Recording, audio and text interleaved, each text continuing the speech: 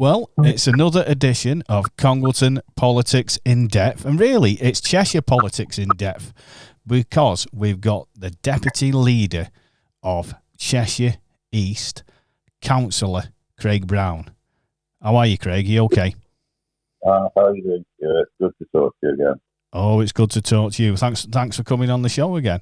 So basically, there's a lot of things going on, isn't there? Well, there's always a lot going on, but the council deficit. There's never a dull moment at Cheshire East, is there? But particularly, I think, a prominent time. The council deficit. So your listeners will probably be aware that the council has had to issue a report which itemises an in-year deficit of £26.6 million. And this is obviously not a position that we either wanted or expected to be in. Councils aren't obliged to set a 4-year balanced budget, but that is something that we've been doing at Cheshire East for the last couple of years, really to just try and provide some assurance, some financial stability. But of course, because the government doesn't yet give any council a multi-annual financial settlement, there are a number of assumptions in that 4-year balanced budget, and of course, not all of them come to pass. Well, I mean, there's a lot of councils struggling. I mean, there's councils that are going bust or about to go bust. There are an awful lot of councils up and down the country that are under significant pressure now. And if I could just pick on 2 or 3 reasons for that. The first one is high-level special educational needs. So councils that provide high-level SEND are really struggling. And the main reason for this is that the statutory services for a start. So councils are legally obliged to provide them. They can't say no. But the demand for high-level special educational needs in Cheshire East increased by 62% last year. So it's a huge increase. It's not the level of increase that we would ever budget for.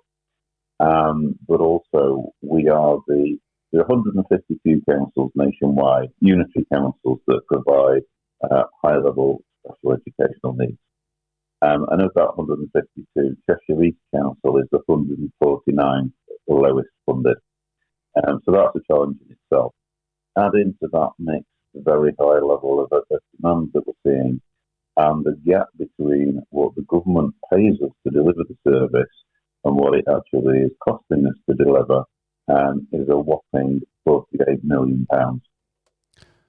What do you think the answer to this is? Do you think that Cheshire East is underfunded? In fact, most councils are underfunded by central government. Councils will always say they're underfunded, and we're no exception to that. We're no different to many others in that respect. Where we are different is in our level of reserves. So when Cheshire East Council was first formed back in 2009, its level of reserves were around about £26 million. That's unring-fenced reserves that it can spend on whatever it needs to spend to cover a rainy day, you might say.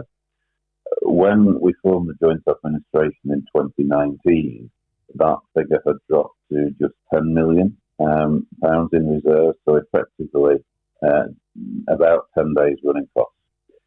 What we tried to do over the last 4 years is build those reserves up again a little bit. We got them to about £14 million by the start of this financial year, so we've done a little bit. But of course, £14 million doesn't come close to covering that £48 million gap that we've got between what the government's paying us to deliver the service and what it's actually costing us to deliver it. And of course, if Cheshire East was to go bust, that would mean the closure of libraries and other services. They'd go straight away, wouldn't they? Well, we obviously hope that this isn't going to happen. We're taking a number of steps to mitigate against this £26.6 million. We've already, by making in-year savings, shaved £12 million off that figure in savings and cost reduction measures. But yes, you're right. where councils do, effectively they have this process where they do what's called, they issue a Section 114 notice. They don't actually go bust, but what that highlights to central government is that they no longer have the resources to meet their obligations as a council. And at that point, what tends to happen is the government send in inspectors, and they come with a cost themselves. The inspectors cost the council about £1,000 a day, which again the council has to pay for. And effectively, the inspectors tell us which services we have to stop delivering. And basically, as you've said, it's anything that's discretionary. So it's running the libraries, the leisure centres, it's collecting garden waste, it's maintaining grass verges, it's cutting the grass in our parks, all those kinds of things which the inspectors would regard as being nice to have rather than statutory services we would have to instantly stop doing. So clearly it's not a position we want to be in. Now, the garden waste seems a hot topic with the green bins, where you're beginning to charge for green bins. Yeah. Why is that? Why are you bringing that charge in now? So I have to say, nobody wants to do this, let's be honest. In an ideal world, we wouldn't be doing it. But 2/3 of councils across the country already charge for collecting green bins or garden waste on a subscription service. The position we're in is, last year, the cost of collecting and processing green waste cost the council about £6.2 million. This is done, there's a contract in place the previous year, and the contract is index linked. So the previous year, it cost us about 6.02 million. So you can see that in the space of the year, the cost went up by about £200,000. If it's index linked again this year, which it will be, we could expect it to go up by a further approximately 10%. So that in itself is another £600,000 that it's going to cost us this year to process that green waste. And so we need to find a way of paying for that. And so unfortunately, the introduction of the subscription service is basically to make sure that we can meet the cost of collecting the waste in the first place, and then also processing it as well. And I'm sure the cost of living crisis, it must be affecting Cheshire East as well, as normal everyday people. It's absolutely affecting us as well. I mean, for example, inflation. Inflation affects us too. It affects us in terms of our energy bills.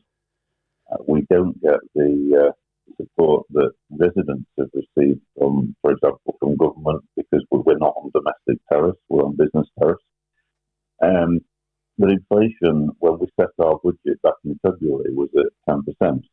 So 10% automatically adds £35 million to the cost of delivering Cheshire East Council services. Now that's fine, but council tax we increased, as residents will know, by 4.99%. That only raises £15 million towards the £35 million that costs have gone up by. So residents can see we've automatically got a £20 million funding gap. And then the other thing, of course, is interest rates. Again, listeners who have mortgage repayments to make will be only too fully aware of the impact that rising interest rates are having on those repayments. Cheshire East Council has borrowed historically about £242 million. And it's borrowed that to help fund schemes like the Congleton Road, the Poynton Relief Road, the Middlewich Eastern Bypass, the A555 Manchester Airport Relief Road. And of course, we now have to make the repayments on those loans. And as interest rates have gone up, so have the repayments. So people can only imagine what the repayment is on a loan of £242 million. Another hot potato as well. I mean, it's a bit. It's not in the big league, this, but it does affect people. It's parking charges. Exactly. And look, again, it's about trying to get us to a position where we have a balanced budget as a council. Councils are not allowed to go into debt. They can borrow to fund capital projects, as I've just explained, but they can't borrow to deliver day-to-day services. So we need to make sure that our revenue budget, our budget for delivering day-to-day services balances. And looking at parking charges is just one way of doing that. Cheshire East has, in fact, only reviewed its parking tariffs once in its now, where I was 14-year history. And that was in 2018, so it's nearly 6 years ago. And over the intervening time since 2018, inflation has gone up by, roughly speaking, 25%. So in most cases, we've simply looked to bring our parking tariffs in line with that 25% increase in the cost of living, because obviously we have increased costs as a council. It costs us more to manage those car parks. We pay business rates on all car parks, including the ones that we don't currently charge for. And so we have to find a way of meeting those costs. And secondly, there's a point about fairness. There are, as the listeners again will be aware, there are some parts of our borough, and Middlewich and Osage and Sandbach are just three examples where, for historical reasons, people do not pay to park their car. Whereas in other towns like Congleton and Macclesfield and over the edge where I am, residents, businesses, visitors do pay. And I just think, finally we looked at that and said, well, hang on, why are some places getting a free lunch at the expense of everywhere else? And actually, if you look at, even with the proposed new tariffs and the increased tariffs, we are still significantly cheaper as a borough for parking than any of our neighbouring authorities. That is true. And going back to the green bin charge, I think you're quite cheap there compared to some other boroughs. If you look wider across the country, yes, some of their charging is again significantly higher than ours. A comparison has been made, it is true, with Cheshire West. Their proposed charge, their current charge is £40 a year. Our proposed charge in Cheshire East would be £56 a year. But one of the reasons for that is that in Cheshire East, the collections continue all the year round, with the exception of a 2 or 3 week break over the Christmas period, whereas in Cheshire West, they stop collecting in November and don't start collecting again until late February. So there is effectively a 3-month break, and that is one of the reasons why their rate is a little bit cheaper. Now, moving on to another issue, a certain train service. Would you like to talk about that? I think you know the one I'm on about. I think you might be referring to the inaptly named High Speed 2. Yeah. And obviously we've just had the news that the government has decided to scrap the plans to build HS2 north of Birmingham. So I first of all just want to pick up on, I said it's inaptly named High Speed 2, and that's absolutely the case. HS2 was never about a high-speed train or getting residents to London 20 minutes faster. It was about freeing up capacity on our existing Victorian, crumbling, it has to be said, northern rail infrastructure. It was about freeing up train paths, putting the Avanti services and also freight services at night onto the high-speed line so that we could get more local services, more reliable local services, more frequent local services onto our Northern Rail network. And just one example of this, the Castlefield corridor in Manchester, which is the bit between Manchester Piccadilly and Deansgate. It's two tracks, one track in one direction and one track coming back in the other. There are 14 trains an hour, including freight, use that train path. And the mathematicians among your listeners will be able to work out that that means there's a train every 4 minutes. So that means that in an hour, if any train is either 4 minutes or more than 4 minutes late, you've suddenly brought that Castlefield corridor infrastructure to a standstill. And HS2 was about trying to free up capacity on infrastructure like Castlefield, like the Slade Lane Junction in Stockport, and basically, to be honest, like the Crewe to Manchester line, which again, in most places, is single track in each direction. So the local services and even the high-speed services that currently use the West Coast Main Line can only travel at the speed of the slowest goods train. We hear so much when the government say about levelling up. Do you believe that the Northwest has been levelled up? I have to say that I don't. Today's news is incredibly disappointing in relation to HS2. Our economic development team have done their business modelling and had estimated that the economic value of HS2, simply to the town of Crewe alone, was going to be £750 million a year, plus 5,000 jobs. The local enterprise partnership that we obviously work with and are part of had estimated that the economic value of HS2 to the Cheshire and Warrington sub-region was £2 billion a year and 27,000 jobs. So to take this away, or to simply not build it, is going to leave a huge hole. It's going to leave a £750 million a year hole in Crewe's economy and a £2 billion a year hole in Cheshire and Warrington's economy.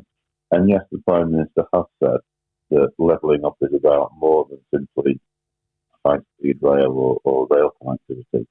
He said that it's also about local bus services and that it's about fixing potholes.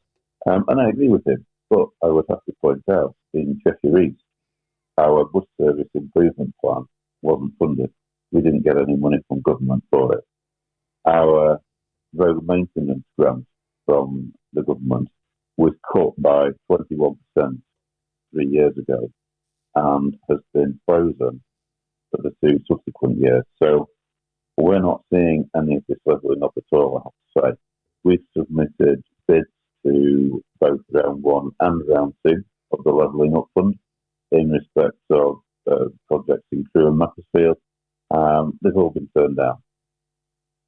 So, again, forgive me for being sceptical, but we have yet to see levelling up in this part of the north. What do you think is the answer? Do you think it is just more government funding? I can understand any government looking at the cost of the project and wanting to manage those costs and see if there are ways in which they can be reduced, but without cancelling the project in its entirety.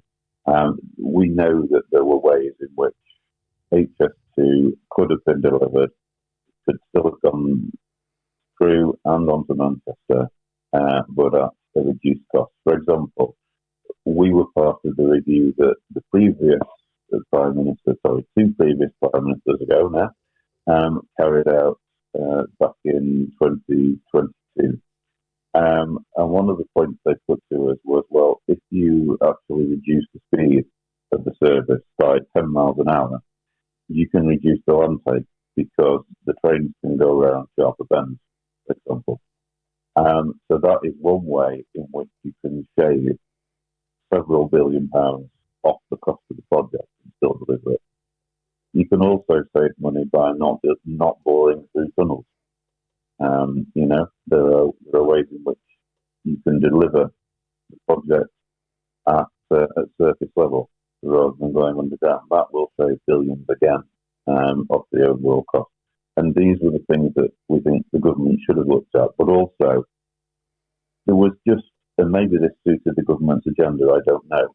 But if you're going to do a proper economic analysis of a project, you can't simply look at the costs. You have to look at the benefits as well. And it does feel as though the review of this project at this particular time has focused exclusively on the costs. Now, normal everyday people will always say that they feel like their hand's never out of their pocket. There's always bills coming in and something needs repairing. Now, that must be more so with Cheshire East. We can go and talk now about highways, the funding for that. That must take up a hell of a lot of funding, road repairs and things. Well, I absolutely understand and accept the point. People do continuously feel as though the hand of government and local government is being put in their pocket.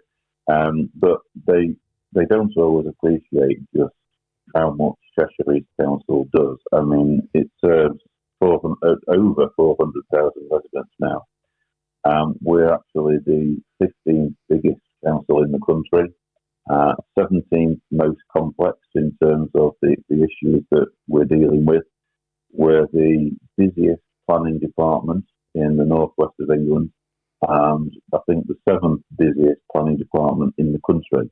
And we deliver over 500 different services to those 400,000 residents. So we are a busy council, but we're also a big council. And it is a challenge to make ends meet, there is no doubt about it. One thing that doesn't help is business rates. Many Cheshire East businesses pay their business rates, and Cheshire East is the collector of those, but they don't necessarily realise that 70% of what we collect is automatically paid down to Westminster. We don't retain that money in the borough, and if we did, then we could probably afford to do a lot more than we're currently doing. And certainly we wouldn't be seeing the kind of council tax increases that we've had to have over the last few years.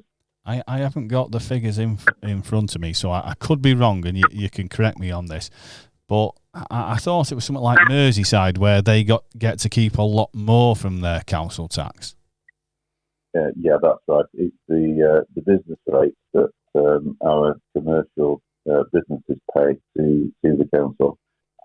We keep 30p for every pound that we collect.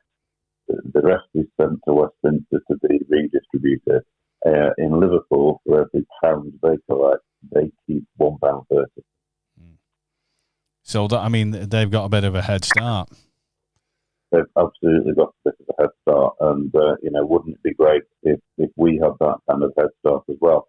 All we're not actually asking to receive more than we collect.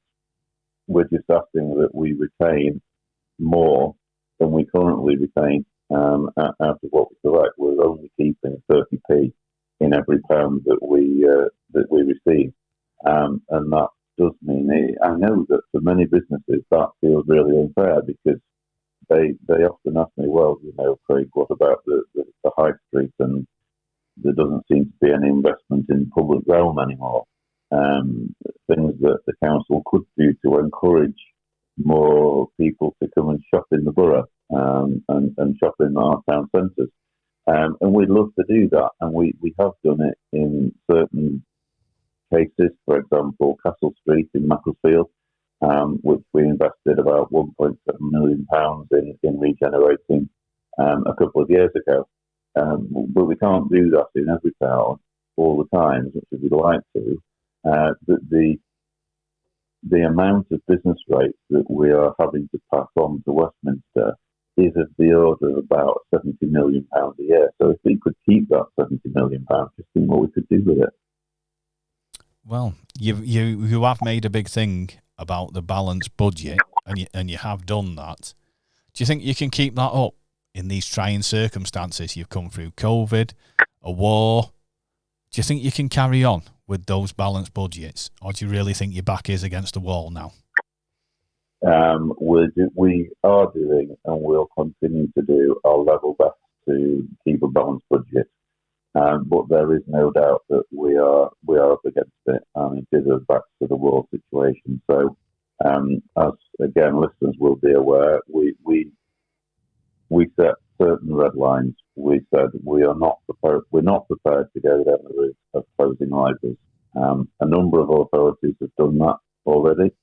Some authorities have already transferred their libraries over to community assets. They're essentially run by local charities. We said, no, we're not doing that. We have had to reduce the hours that some of our libraries are open slightly. We're very conscious of the important role they play, for example, as warm spaces for people during the winter months when, with rising fuel bills, people are quite rightly nervous and concerned about putting their heating on. So we thought it was essential that we keep those libraries open.